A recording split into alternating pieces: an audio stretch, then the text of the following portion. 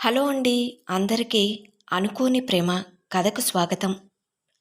ఈ కథకు సంబంధించిన మిగిలిన అన్ని పార్ట్స్ కూడా మన ఛానల్లో ప్లేలిస్ట్లో సేవ్ చేయబడి ఉన్నాయండి. ఒకవేళ మీకు ఇంట్రెస్ట్ అయితే గనక వెళ్ళి చెక్ చేయొచ్చు.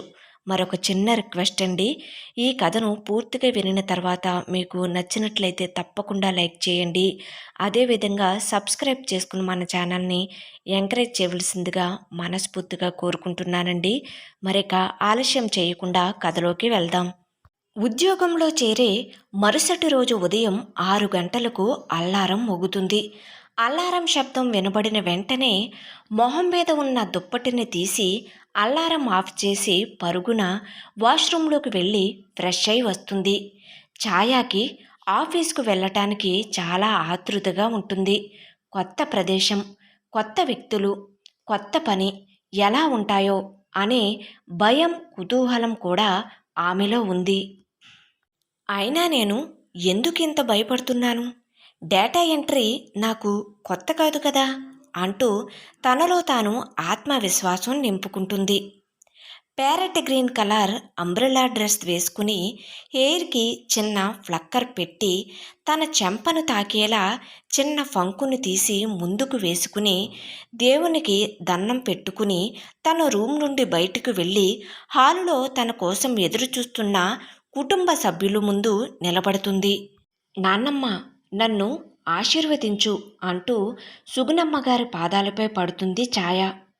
సుగుణమ్మగారు ఆశీర్వదిస్తూ, అమ్మా ఛాయ, దేవుడు నీకు తోడుగా ఉండి మంచి జరగాలని దీవిస్తున్నాను.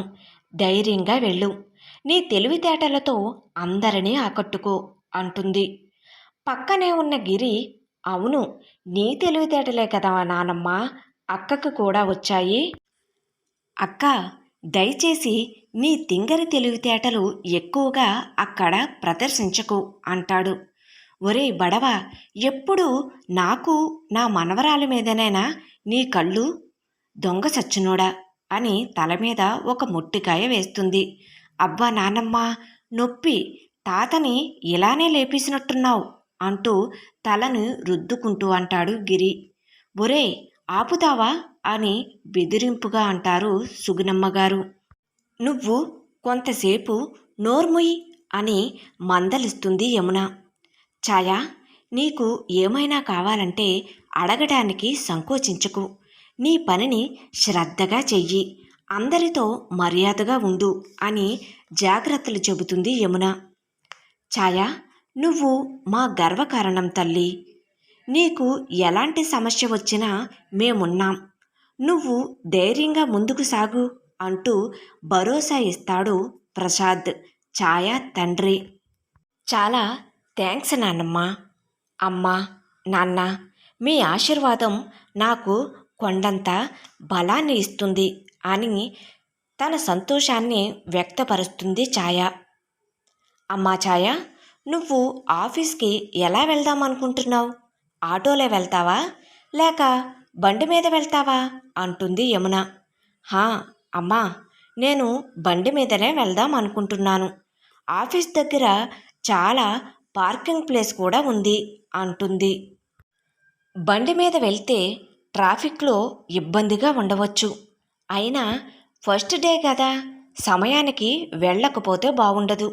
కాబట్టి ఆటోలో వెళ్తే తొందరగా చేరుకోవచ్చు అంటాడు ప్రసాద్. అవును ఛాయా, ఆఫీస్కి వెళ్ళే దారి అలవాటయ్యాక బండి మీద వెళ్ళవచ్చు అంటుంది సుగుణమ్మగారు. సరే నాన్నమ్మ, మీరు చెప్పినట్లే ఆటోలో వెళ్తాను.